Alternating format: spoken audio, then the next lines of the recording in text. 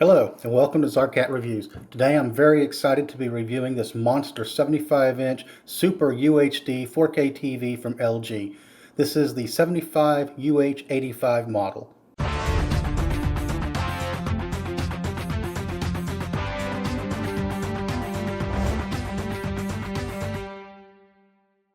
The LG 75UH8500 is a fully loaded set. It comes brimming with features. First off, it's a Super UHD 4K display with a huge 75-inch class diagonal screen. It's 66 inches wide and 37.5 inches tall. It's very attractive with a half-inch black bezel around the screen. The edge is only 3/4 of an inch wide and highlighted with a silver accent. To give you some scale, here is an iPhone 5S that I've placed along the edge. The base is a silver crescent shape. It has a very heavy and sturdy feel. I have no stability concerns at all with this base. In the back, you have the connectivity ports. On the far left, you have the digital audio output, the service port, and an Ethernet port. The set also has built-in Wi-Fi in case you aren't near a network cable. You also have legacy AV and component inputs. They do, however, require an included adapter cable. There's a coax connector for the antenna or cable, whichever you're using. Adjacent to that, you have 3 USB inputs. One of them is USB 3.0, and you have 3 HDMI inputs with input number 2 supporting ARC for your receiver. LG might have been more generous with the number of HDMI inputs, but I'm using an AV receiver for my components and do not have any real issue with this. Leave a comment and let me know what you think. Okay, so other features of the UH8500 include an edge-lit screen as opposed to backlit. It has an IPS panel which supports wide viewing angles.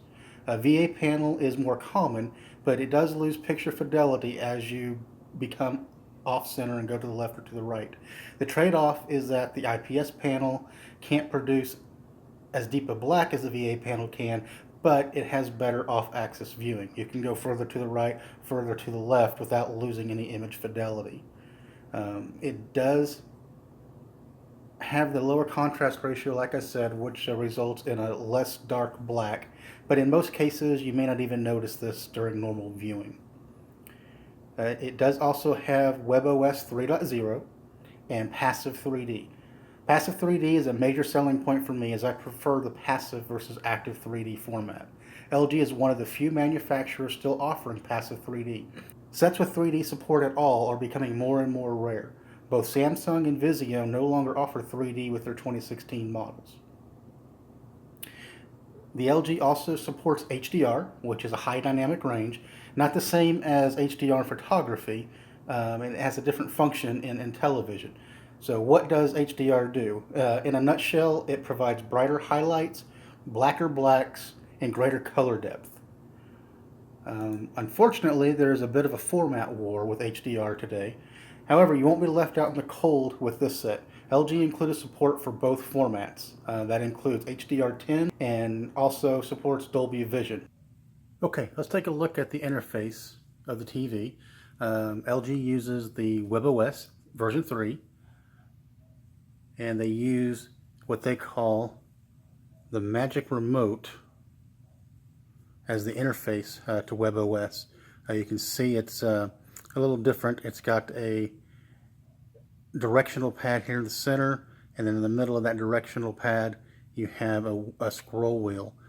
This enables the pointer, it's a kind of a floating mouse pointer, if you will, connects via Bluetooth and allows you to use the remote as you would a wireless mouse. So let's take a look at that. You can see the cursor on the screen, and that's controlled by movements of the Magic Remote. So using WebOS is, let me just say, probably the fastest, most fluid interface I've ever used on a television. It really is that good. So to bring up the interface is one button push from the menu, and you get these cards or tabs along the bottom of the screen that represent different things. They can be applications such as the LG Content Store, which we can activate, and it'll take us into LG's version of the App Store. So here is their store with their various content that you can access. Let's go back to WebOS. It brings up the card system again, and we can access any of the apps that we've purchased or downloaded. But the thing to notice here is just how incredibly fast the system is. So you want to go to YouTube, select it, bingo, instant, there it is. You didn't have any waiting time. You're through with YouTube, you decide you want to watch some Netflix, bam, simple, you're right into Netflix. As fast as it could be. You can use the scroll wheel that I showed you to kind of scroll through your choices, or you can move the pointer and pick individual things that you would like to access. So what makes this so nice to use is the non-linear access. I don't have to arrow back and forth, up and down where I want to go. I can actually use the pointer and pick anything that I want non-linearly. So it makes it extremely fast and easy to use.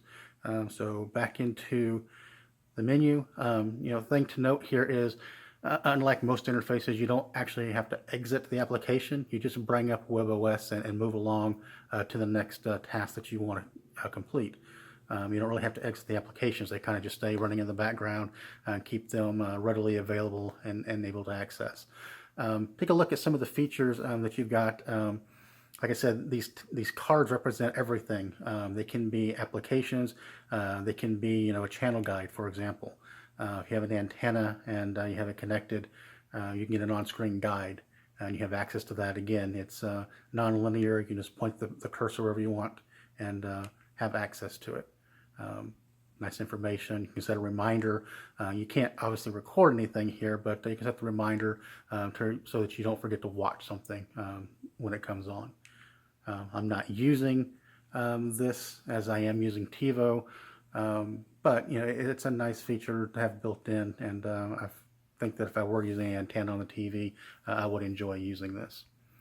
Let's close that. Back to WebOS. Again, you can go anywhere you want to. Those were apps. Let's take a look at input. So for example, here's an input where I have a Chromecast, which I don't currently have on the TV. I took it off. But it would take me right to it, on HDMI 3. It knows where it is. It is a smart TV, a smart remote. It does try to control all the devices. That's got mixed success for me, since I am using a home theater system and an AVR. The TV doesn't necessarily know about my devices and what I actually have connected. So it's a little bit of limited functionality, but I think if you were connecting fewer devices directly to the TV, you might find that this is something handy and easy to use. I don't know. But leave a comment. Let me know what you think about it. Maybe it's something that you find useful. So again, back into the menu. The card system at the bottom is it's just super fast. But you've got access to a web browser. You've got access to your device connections I was just telling you about. It does want to try to control them. This is where you go to set that up, and you can tell it what your devices are. And if you have them connected directly to the TV, this works great. I do have an AVR receiver plugged in, and it does its best to try to recognize that, and it does give me access to some of the functions. The only thing that I find lacking is it just doesn't know what I've got connected to that receiver. So that's just a little bit of behavior of the AVR, and TV really can't anticipate what people are going to do in that regard. But as far as inputs go, you got several ways you can access that. Here's my receiver that it knows about as an input, or you can come up here to the input shortcut, and it'll give you a list of all the connections that you've got configured. So I do have a TiVo on an HDMI input, as well as my receiver and the Roku. So I can simply pick the Roku 4, and it'll go directly to that. And if it communicates with the receiver, which it did, and here's my Roku screen. I can go to other inputs, and I have a shortcut on the remote. I can just push, and I can go to my other TiVo, which isn't here. It doesn't know the TiVo is connected as a device to my AVR, but I can take the shortcut to the AV receiver itself, and when it comes up, it'll give me some integration into the AVR, which allows me to then come down and directly pick TiVo right out of the menu of the AVR. That was not a TV screen what we're seeing. That was part of the AVR. So very nice when that works, and it kind of helps with the not needing multiple remotes. So anyway, back to the interface. Again, it's fast. You can see how quickly that scrolls by, and you can pick whatever you want. One thing I want to point out that I think is very nice is you have picture modes per input. So on this particular input, I have a set of picture modes. I'm currently using this bright room configuration, but I can come over and take a look here and see all of my different inputs, or not inputs, but picture modes. And I can configure each one of these picture modes separately for each individual input that I've got on the TV. So 3 HDMI plus the AV plus the component plus the HDR modes are considered a separate input. Of course, they don't have all of these picture modes available. You get 3: bright, vivid, and dark, I believe. But the fact that you can configure all of these picture modes per input and have that flexibility for whatever your sources are is very nice. It gives you a lot of control. You can go back again. You've got this non-linear ability to pick what you want. You don't have to actually scroll through everything. So we really like that. So again, that's the interface for WebOS. One other thing I wanted to demonstrate that I think is very nice. They've got this zoom feature built in to the system, so you can actually come in and magnify sections of the screen. You can see that get bigger wherever the circle is, wherever the cursor is here. I'm not sure that it has a lot of use, but maybe in sporting events, football, for example, was the ball really down on the 5-yard line, maybe you can zoom in and take a look at that. Very interesting thing to play with. Turn that off.